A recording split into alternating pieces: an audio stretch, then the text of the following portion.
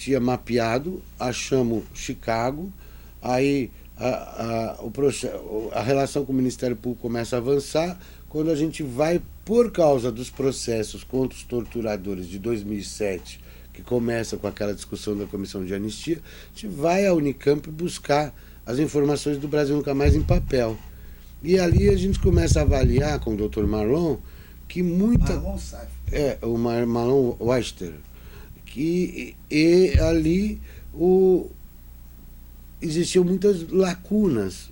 Às vezes, por exemplo, alguém ia lá e tirava folhas de lá. Ora porque queria guardar para si, pôr lá o documento na parede, coisas de historiador desrespeitoso, que leva a fonte embora. Ou você tinha gente que era citado e não queria e pegava blocos de informação e levava embora. Então você tem um processo que em 20 anos de uso do Brasil Nunca Mais dentro da instituição Unicamp, você tem ali partes do acervo que foram subtraídos do acervo. Desse conjunto, talvez a mais Então aí, era Amparo, né? aí a gente começou... Não, o do Amparo é os 12 volumes. O do Comissão de Justiça e Paz é os 12 volumes. A Unicamp tem os 12 volumes. O Largo São Francisco, a biblioteca é os 12 volumes. Do universo total. Eu estou falando do conjunto documental mesmo.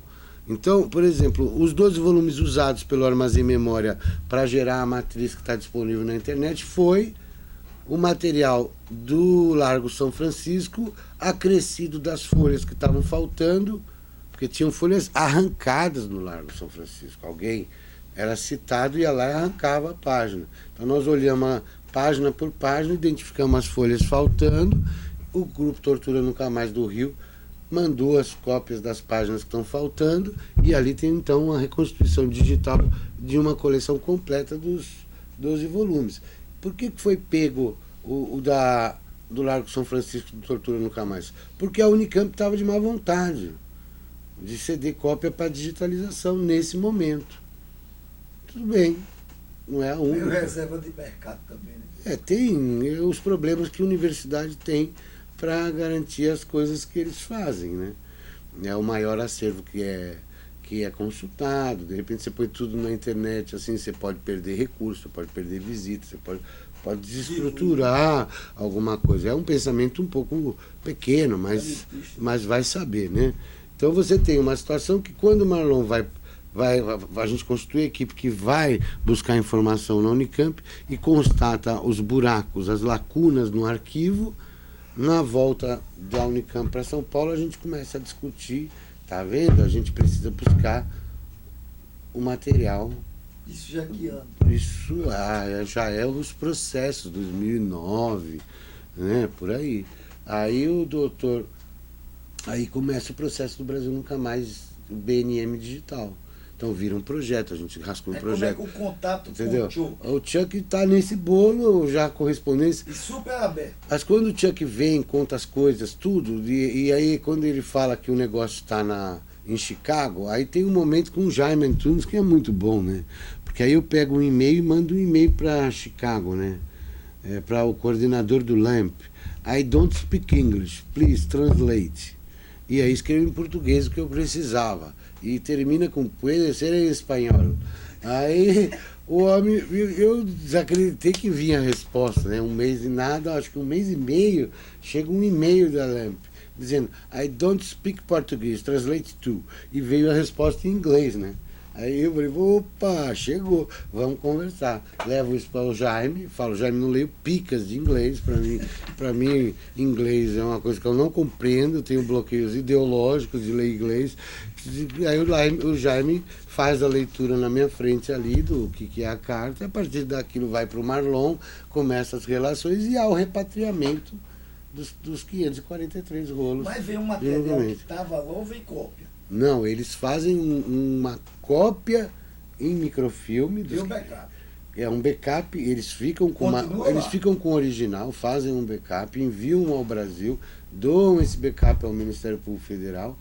a gente fecha um apoio com o Arquivo Público de São Paulo, que digitaliza esse material todo. E aí a gente chega que não é 1 milhão de páginas, é 850 e poucas mil páginas que estão contidas dentro desse acervo do Brasil Nunca Mais, 710, aí você começa a ter as dimensões do que foi aquilo, porque cada microfilme era feito com material logo depois de ser xerocado.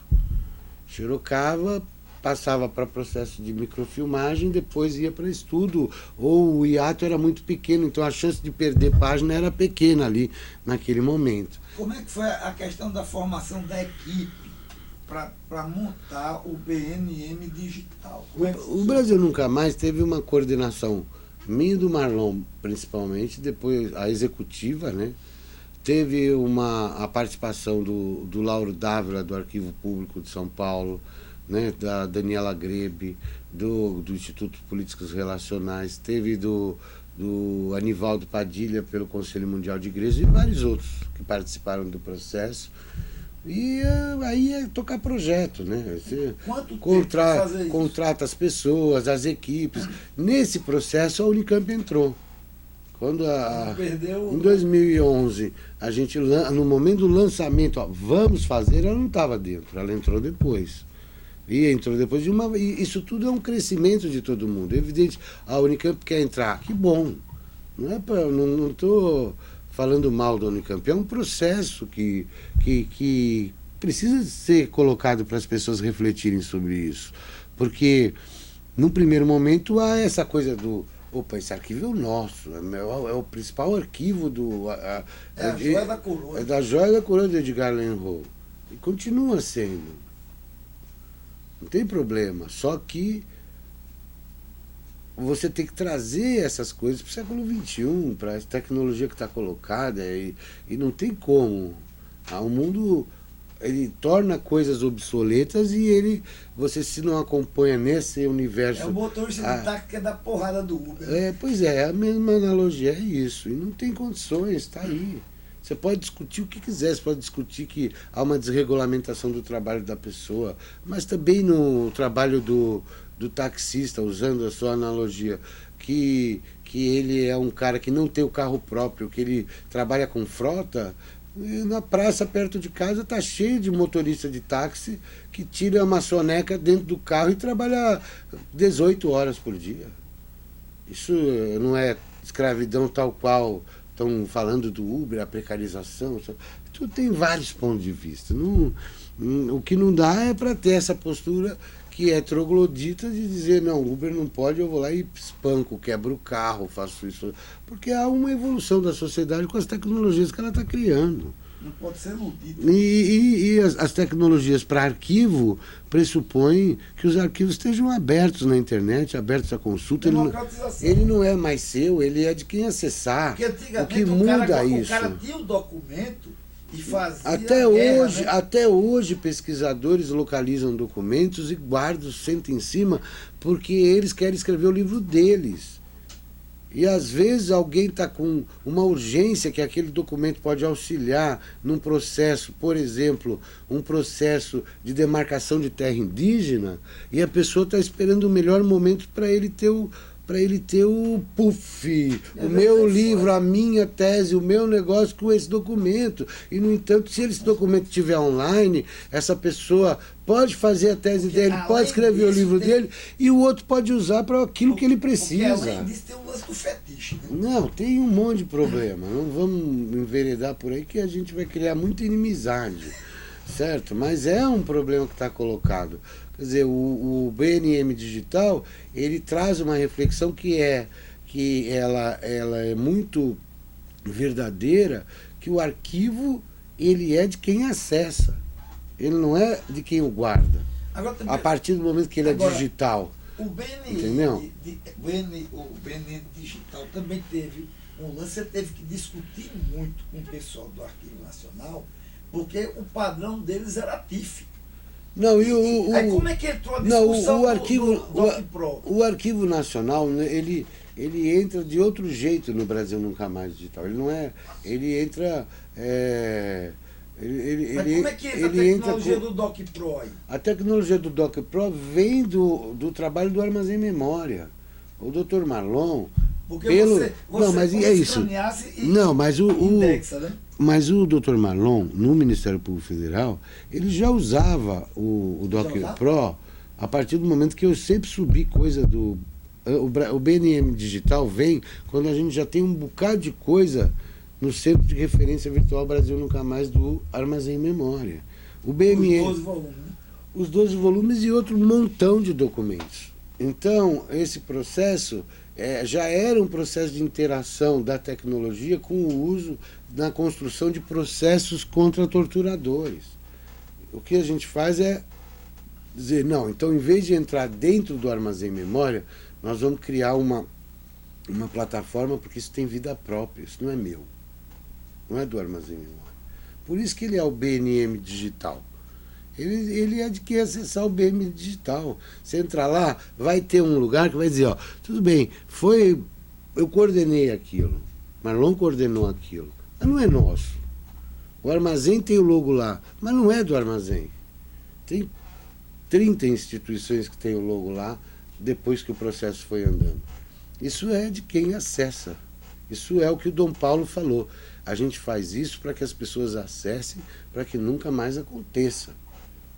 Para que você tenha um estudo da história. Hoje, novembro de 2017, quantas pessoas já entraram? Então, eu tenho os últimos dados, eu tenho de 2016, eu não peguei 2017. São de 2013, final de 2013 para 2016, você tem quase 4 milhões de páginas acessadas. Ou seja, um documento de 850 mil páginas foi acessado 4 milhões de páginas.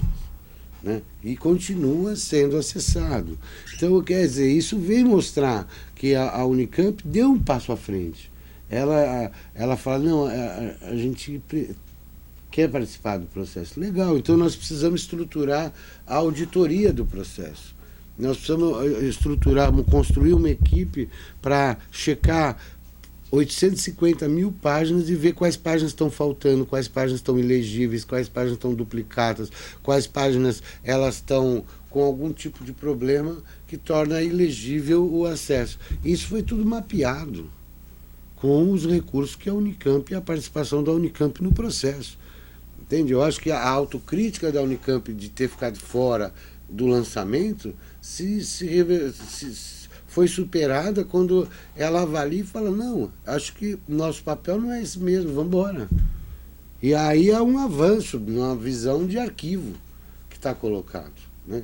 Veja, se você tivesse o que o Jaime Antunes fez no Arquivo Nacional, quando ele vira e cria o Memórias Reveladas junto com as equipes do Arquivo Nacional, ele centra, não importa se o arquivo é o arquivo que o Armazém Memória pôs no ar, que o DHNet pôs no ar, que o Arquivo Público de São Paulo pôs no ar, ele começa a tecer a trama para que todos esses arquivos tenham um ponto de entrada. E você possa... O problema é que nós não evoluímos para uma plataforma comum de busca, de acesso rápido, de agilidade. Esse é um caminho que o Arquivo Nacional está fazendo. Tem uma coisa que ajudou muito, a questão da Comissão Nacional da Verdade, aí... Isso, pois é, a Comissão Nacional da Verdade atravessa essas questões, porque quando ela é cogitada em criar em 2012, nós estamos no meio do trabalho do Brasil Nunca Mais. Estamos chegando no fim para o lançamento, por exemplo, quando ela se estrutura e está funcionando, a gente entrega uma cópia em HD do Brasil Nunca Mais inteiro indexado. Antes do lançamento. Eles já trabalhavam com a cópia em HD. E muitas cópias rolando por aí. Né? A gente tava... Quem quer, pega, né? E a entra gente, em contato, leva. Entra em contato, multiplica, porque as portas de entrada podem ser várias. Elas não são mais só da Unicamp, ou do Armazém, ou do Ministério Público. Então isso também cria uma noção distinta sobre o que é a arquivística nos dias de hoje, que ainda está se construindo. Você veja a necessidade de construir um centro indígena de documentação virtual, capaz de estimular o Ministério Público Federal ter acesso para fazer os seus processos, os cursos de licenciatura poderem se relacionar com isso para que os alunos possam se relacionar com sua memória histórica. Você tem a questão das demarcações de terra, os estudos antropológicos e tudo isso serem fonte de informação para guiar, para que o cara tenha condições de construir um estudo antropológico que seja, não seja contestado, isso, aquilo na justiça e ou seja, documentado para evitar que você tenha uma derrubada do estudo na justiça. Tudo isso faz parte do acesso. Se o cara não tem acesso a essa documentação, e eles sabem disso. Então você tem o arquivo indígena sendo jogado no lixo, né? Tem arquivo indígena como o de Pernambuco, da FUNAI de Pernambuco, que apodreceu a ponto de ter gosma verde na parede, assim. Eu vi fotos disso. A pessoa pode acreditar ou não, mas eu vi foto disso. Do estado em que foi deixado o arquivo dos povos do Nordeste. E como que esses arquivos, ao serem limpados, 60%, 70% dele foi parar no lixo. Esses documentos poderiam estar a serviço das demarcações, do resgate de cultura, desse tipo, do que se faz com um documento histórico. E eles estão no lixo. Você tem arquivos que foram recuperados, que estavam, não vou dizer o lugar, não interessa dizer o lugar, porque esses arquivos são arquivos de risco, estão em estudo ainda, mas que estavam numa unidade da FUNAI embaixo de uma escada pronto para ser jogado no lixo. Vai jogar no lixo, encosta o caminhão, joga aqui. Joga aqui e vai parar num lugar, que não vem ao caso dizer. E está sendo organizado, limpado, estudado, preparado para a digitalização. Não há investimento em digitalização no Brasil, no sentido de fazer com que a memória ela democratize a cultura, que a memória ela democratize, no caso indígena, o respeito, né? O respeito é uma coisa pouco democrática no nosso país. Para a luta da memória indígena daqui a pouco, mas eu achei muito legal a questão da homenagem às mãos. Como é que foi aquela jogada? Não, isso foi o Alexandre Okamoto. Um dia chega que ele estava na função de trabalhando junto para fazer a auditoria das páginas para ver o que não tinha, o que não prestava, isso, aquilo. E de repente um dia ele chega e fala, Zílica, chamou essa foto aqui, é muito curiosa. É uma página onde o rapaz deixou a mão dele antes de escanear, de xerocar, de fazer o xerox da folha. Então ele punha a folha e embaixo aqui ele punha a mão dele. Às vezes assim, às vezes assim, assim ou assim. E quando a máquina fazia, aparecia a folha com a mão do operador. Aí, quando chegou aquilo, falamos, alguém já viu isso para a equipe toda? Alguém já viu alguma coisa assim? Eu vi um, não vi. Então todo mundo que vê um desse, recolhe. Apareceram quantas dessas? Apareceram 12 imagens ou 13. Aí vocês assim. Homenagearam muito desconhecidos. Aí as mãos dos operadores, não é? Na linha do quem construiu as pirâmides do Egito. Foram os faraós? Não, não foram os faraós, foram os trabalhadores. Quem copiou 850 mil cópias, páginas de documentos que depois serviram ao estudo do Brasil nunca mais? Foram aqueles indivíduos que deixaram aquele rastro de mão, dizendo, minha mão esteve aqui. E isso é uma homenagem ao trabalhador desconhecido, ao cara que dedicou o seu trabalho a ficar ali. Olha, você tem que devolver em 24 horas esse processo. Aí o cara passa, pega, bum, até poder devolver em 24 horas. Ele não sai dali enquanto não puder entregar para o cara. Faz hora extra, faz o diabo para entregar aquilo lá. Sem a pessoa fazendo isso, sem o nosso reconhecimento de que a pessoa anônima também trabalhou, a gente também não constrói uma sociedade diferente. A gente não pode falar em direitos humanos, porque não é direitos humanos para alguns, é para todos nós. Então esse reconhecimento vem nessa linha de dizer, porra, existiram vestígios daqueles sobre os quais a gente não sabe nem o nome, que foram os trabalhadores contratados das máquinas de xerox. Né? E foi legal isso, foi uma coisa que todo mundo... Uma sacada, não foi? Todo mundo gostou na hora. Doutor Marlon, porra, taca pau, quem tiver traz. Pá, pá, pá, pá, pá, pá. E isso foi indo até que virou essa exposição dentro do BNM Digital, que é as das mãozinhas dos operadores dentro do, dizendo nós existimos. É a resistência a isso, né? Eu acho que essa é a consciência da resistência.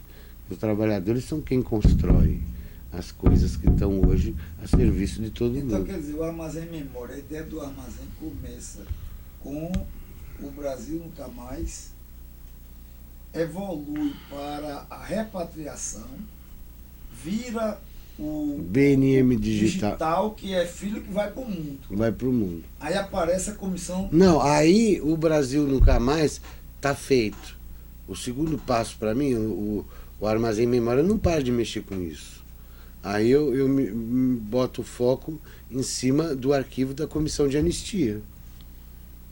O que aconteceu com os registros em vídeo? O que aconteceu com os processos? Aí tem a informação de que eles estão digitalizando todos os processos, todas as coisas. São milhões de páginas que estão sendo feitas lá. 2 milhões e meio. Sim, mas eles fazem, mas não está público. Não está público. Fizeram, gastaram maior grana, tudo, não conseguiram ainda deixar público. Coisa que a gente viu que a Comissão da Verdade de Pernambuco já botou um bocado de coisa, né? Pois é, mas o Paulo Abrão, por exemplo, teve o cuidado de dizer, bom, eu tenho um contrato amarrado com uma empresa que está fazendo a digitalização desses processos todos. No meio do caminho, a empresa para de fazer e diz, não dá para fazer mais com esse custo. Bom, mas ela deu esse custo quando começa o processo para ganhar a licitação. E agora diz que não dá mais? Aí começa uma briga jurídica e vai, que trava tudo, que está andando, e que isso aí está desenrolando ainda. Mas, no entanto, Paulo vê o trabalho do BNM Digital e diz, bom, com isso eu não posso mexer, que está na justiça, mas com os filmes, os registros em vídeo de todas as caravanas, disso, aquilo, eu posso. Pois então, o Armazém Memória faz o trabalho de recuperar e juntar e colocar no ar. Juntou tudo já. E está no ar, já disponível numa página própria do Memorial da Anistia, que é um memorial que não é um memorial de Belo Horizonte, é na internet. Virtual, um trabalho que recuperou um monte de coisa da Comissão de Anistia. Um monte. Inclusive, o arquivo Edgar Lenro, que lá atrás tinha tido aquele enrosco, foi um dos primeiros a dizer, nós temos arquivo de anistia aqui.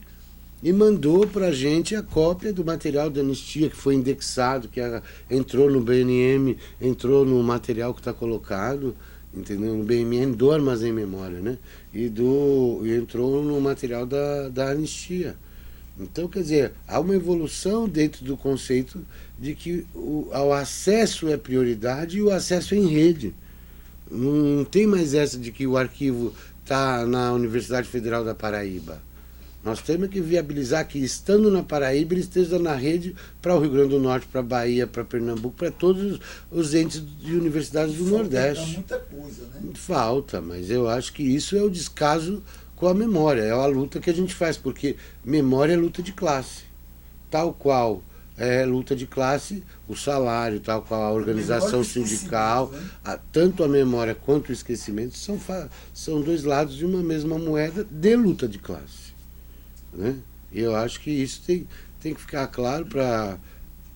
Uma vez eu ouvi de um dirigente da CUT, você está aqui na CUT, que memória? Que memória o quê? A memória é a luta de classe.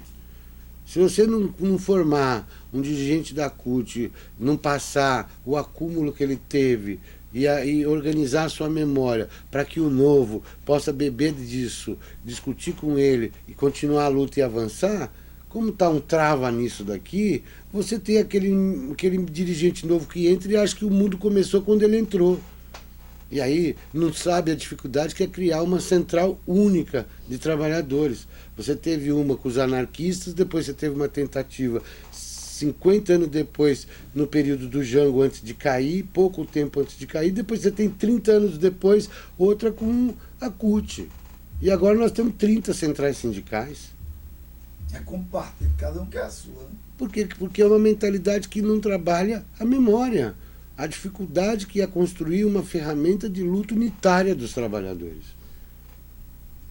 E esse erro é porque o cara entra e ele não sabe o que é, 30 anos para construir uma ferramenta.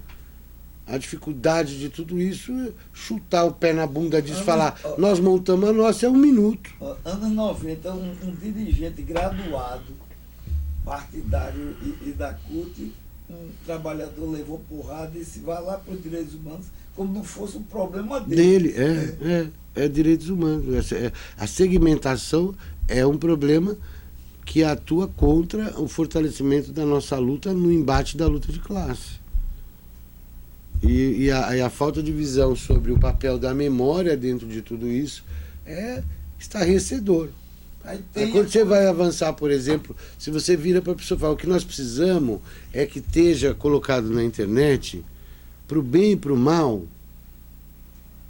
15, 20 milhões de páginas que diz respeito aos conteúdos que são caros aos direitos humanos.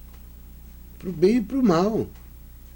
Se o cara quiser pegar aquilo e fazer uma leitura deturpada, ele vai fazer. Não, por causa da leitura deturpada dele, você não vai fazer isso? Você vai deixar de abrir acesso para o cara que não faz a leitura deturpada para avançar no trabalho, para construir as coisas e tudo mais? Então, em vez de fazer isso, a pessoa vai lá e usa a memória como penduricalho. Ah, esse pôster é legal para pôr aqui para ilustrar. Não quero pôster para ilustrar.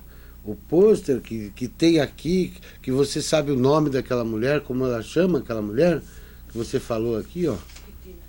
Titina Silá. A Titina Silá está envolvida num processo revolucionário em um lugar específico do mundo. Esse cartaz não tá, esse não é um cartaz para ilustrar alguma coisa. Esse cartaz está falando de uma pessoa que viveu e que morreu em função de todo um processo de luta onde ela existia.